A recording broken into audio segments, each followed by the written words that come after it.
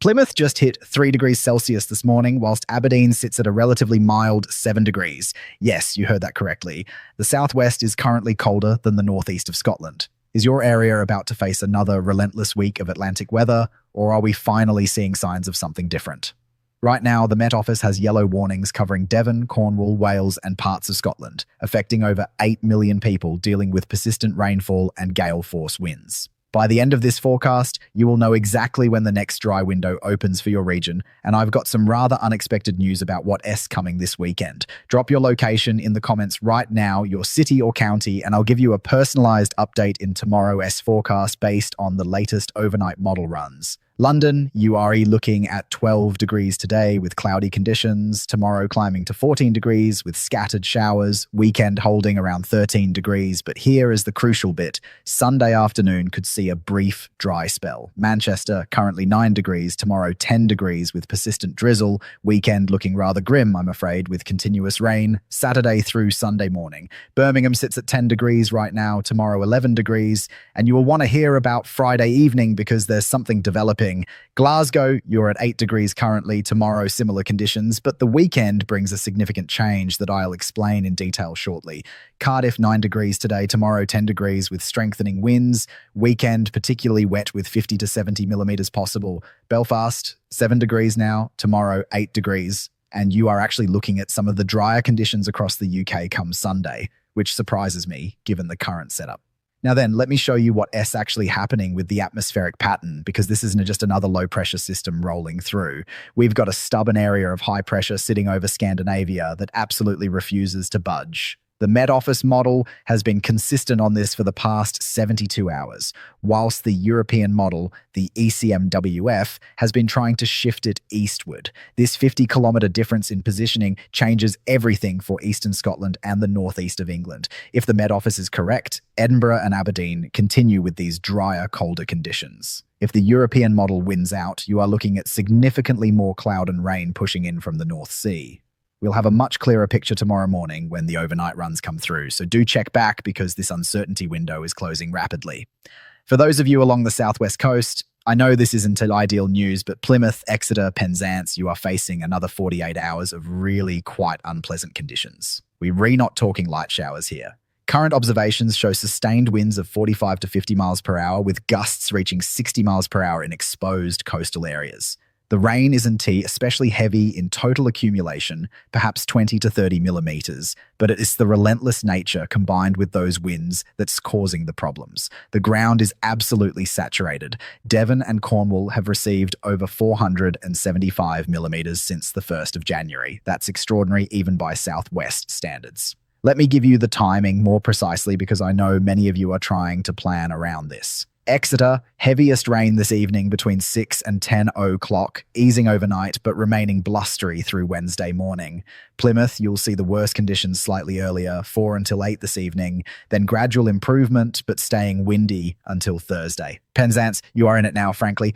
Gale force winds continue through this evening, moderating slightly overnight but remaining rough through Wednesday. And here's what nobody is talking about yet. There is one pressure system developing west of Ireland that could bring some rather unexpected conditions to Western Scotland and Northern Ireland by Friday. The models are still not in agreement about its exact track, which matters enormously. A 100-kilometre shift north or south determines whether Glasgow gets rain or stays dry, whether Belfast faces gales or just breezy conditions.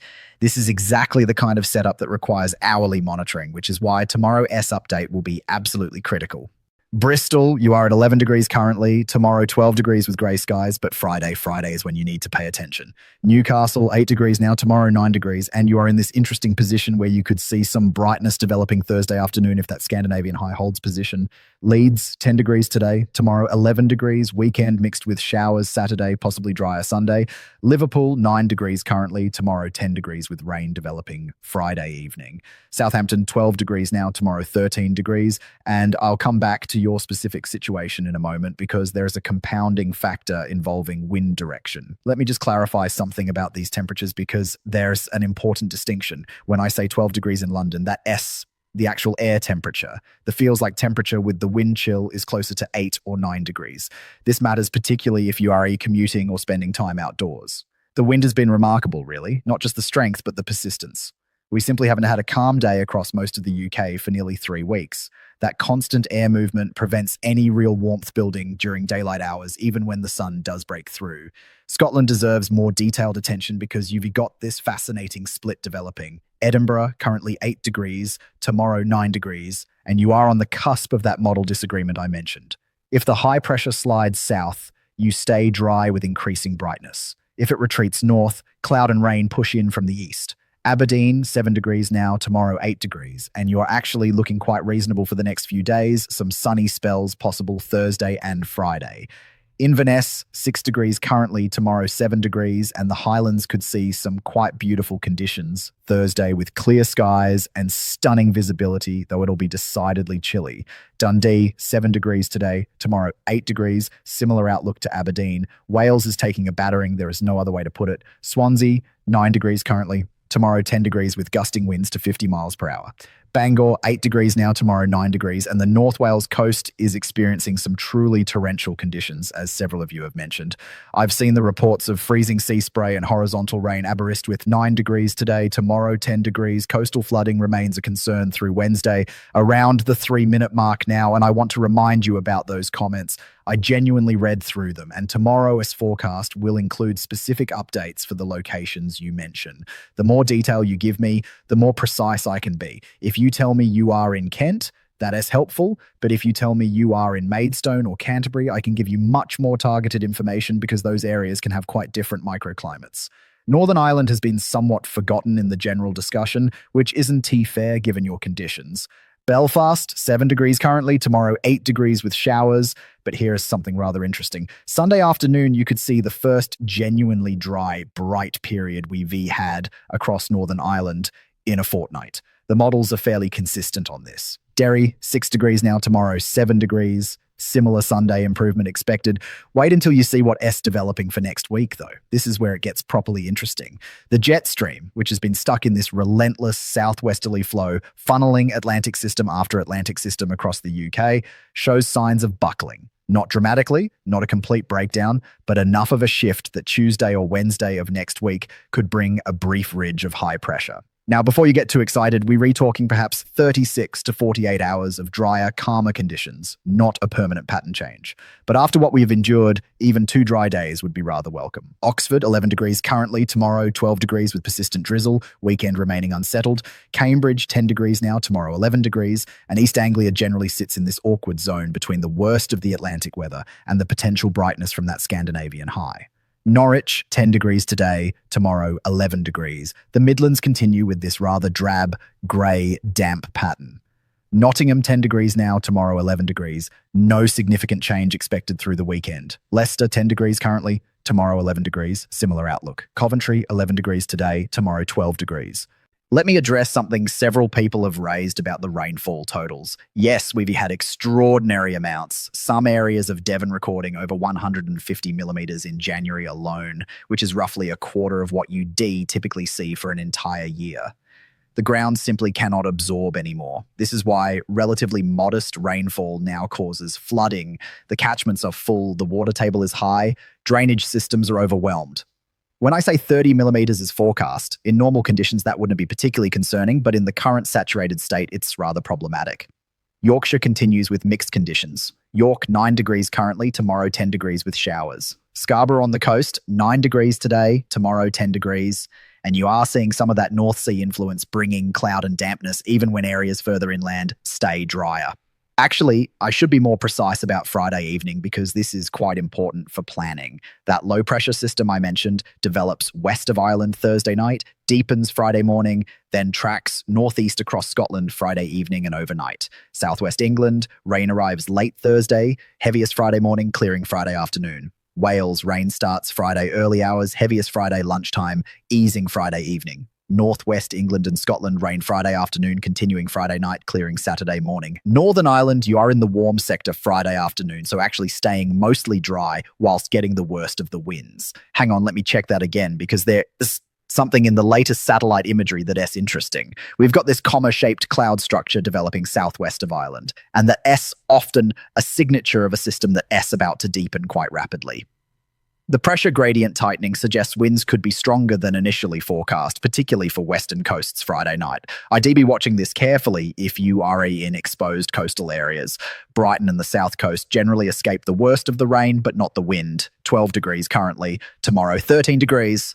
Dover, 12 degrees now. Tomorrow, 13 degrees. Channel crossings looking rather rough through Wednesday. The southeast continues relatively mild but grey. Reading and the Thames Valley sitting at 12 degrees today. Tomorrow, 13 degrees. There's one detail that concerns me most about this setup. It is not the rain totals, although they re-significant. It is not the wind speeds, although they re-unpleasant. It's the compounding effect of saturated ground, high tides, and onshore winds all coinciding Friday evening along the Bristol Channel and North Wales coast. This combination creates coastal flooding risk that S higher than the rain alone would suggest. The Environment Agency will likely issue flood warnings for these areas by Thursday. Currently, the Met Office model is showing this system tracking north across Scotland Friday night, but the European model suggests a more westerly track across Northern Ireland and Western Scotland. This 50-mile difference changes everything for Glasgow, Edinburgh, Inverness. If the Met Office is correct, Glasgow gets rain, Edinburgh stays mostly dry. If the European model is right, Glasgow stays drier, Edinburgh gets rain, Northern Ireland gets heavier rain than currently forecast. Tomorrow morning S runs should clarify this, which is why I keep saying check back tomorrow, because this uncertainty genuinely matters for planning.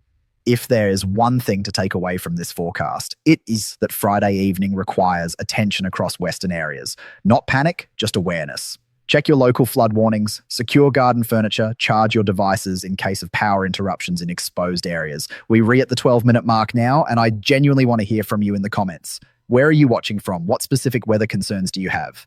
I read every comment, and tomorrow S forecast will incorporate your locations. The more engagement we have, the more useful I can make these daily updates for everyone. Now, looking ahead to the weekend, Saturday remains unsettled across most areas with showers or longer spells of rain. Sunday, this is where it gets more interesting. We could see a brief improvement developing from the north and east. Scotland, you might actually see some sunshine Sunday afternoon. Northern England, increasingly bright conditions Sunday. South and west, you are the last to clear, probably not until Sunday evening or Monday morning. And then next week, Tuesday, Wednesday shows this potential ridge building. I am hesitant to promise too much because the models have teased us with dry spells before, only to shift them away in subsequent runs. But the consistency over the past 24 hours is encouraging. If it holds, Tuesday could bring the first widespread dry, bright day we've seen in nearly a month. Some areas might even see temperatures climbing a degree or two above average with lighter winds. Again, we're not talking dramatic change, just a brief respite. The jet stream positioning next week becomes crucial. If it retreats north, we get that ridge. If it sags south again, we are back to Atlantic systems. Thursday S analysis will be critical for determining which scenario unfolds. So, to recap naturally without bullet points, we've got continuing unsettled conditions through Wednesday with the southwest bearing the brunt, a potentially significant system Friday evening affecting western areas particularly, a gradually improving weekend with the best conditions Sunday afternoon in Scotland and northern England, and tentative signs of something drier developing for Tuesday or Wednesday next week, though that remains uncertain. Tomorrow S forecast will have much clearer detail on that Friday system. The model consensus should firm up overnight, and I'll have specific timing for every location you mention in the comments. Drop your city or county down below right now. Thank you for watching, for engaging, for making these daily forecasts worthwhile. Your comments and questions genuinely shape what I focus on, and I appreciate every single one of you taking the time to be part of this community. Tomorrow S Update will be live at 8 o'clock in the morning with the absolute latest model data, overnight observations, and those specific location forecasts you've requested. Until then, stay safe, stay dry if you can, and